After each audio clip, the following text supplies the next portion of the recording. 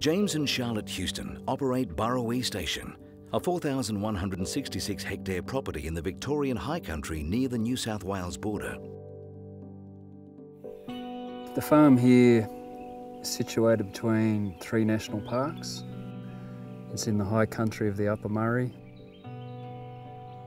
It exists of a lot of native remnant vegetation alongside improved pastures on which we run our livestock. Burrawee Station has been owned and operated by the Houston family since 1919. James and Charlotte Houston run the family farming business together with James's parents, Judy and Graham Houston, along with James's uncle Hillis and siblings Michael and Anna. At this time of year, we'd have about 4,500 animals on the property.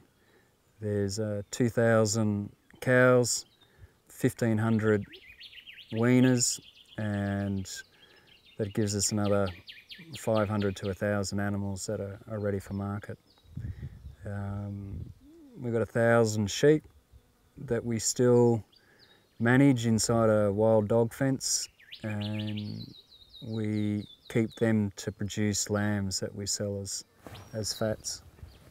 The carbon farming initiative, as I see it, it's a way in which people living on the land can do their part towards creating a sustainable environment in which we can all live in. James is proud of the way his family has managed the natural resources through their beef production strategy.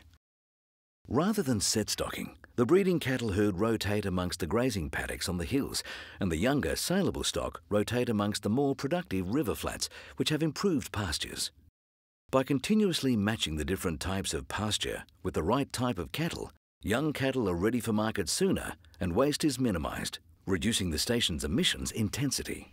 I'd like to see us, in the next 5 to 10 years or so, create a more sustainable lifestyle that is less reliant on fuel. And I think we're also, from an industry perspective, moving towards cleaner, greener beef.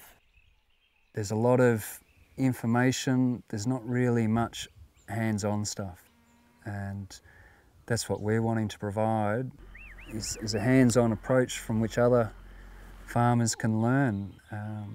Industry suggests that we best learn one-on-one, that we best learn on-farm, and we best learn by doing things. And to date, the carbon farming, how to implement it and put it into action, that's what everybody's finding difficult. We need to understand it perhaps less as a given or something fixed, but more as a journey. Yep. And it's a journey in the right direction. Yeah, exactly. Burrawee Station's greenhouse gas emissions output is estimated to be around 6,500 tonnes of carbon dioxide equivalent each year, and this output includes different types of emissions from different agricultural sources. The major type of greenhouse gas emissions from Burrawee Station is enteric methane from livestock belching, and the major source is the beef cattle breeding herd.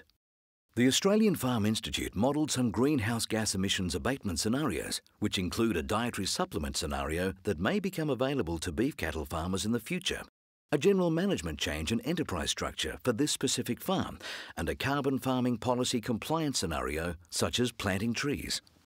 The talk is that that'll reduce our emissions by 16%.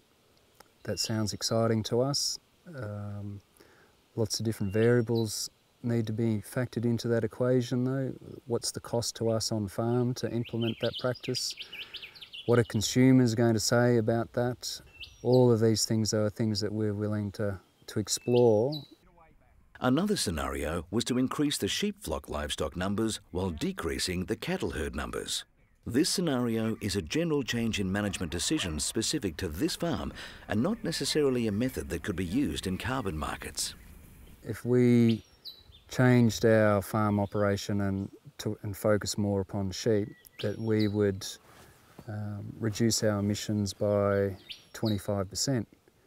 Now that's an exciting prospect.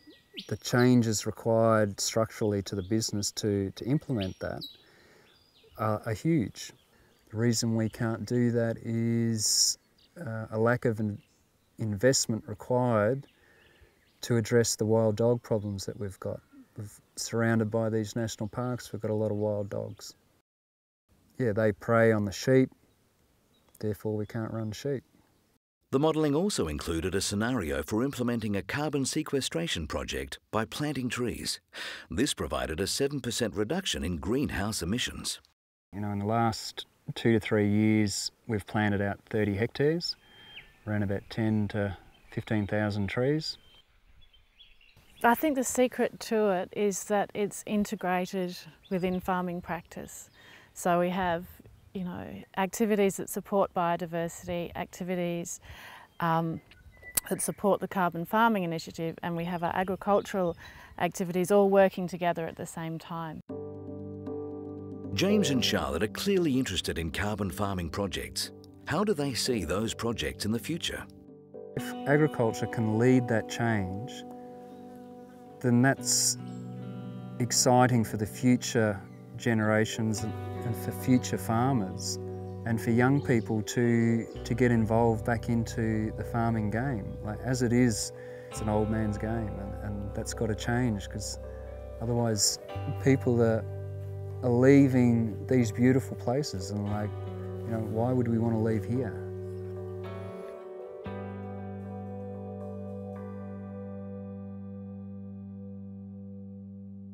The carbon farming videos have been produced by the Australian Farm Institute and supported by funding from the Australian Government.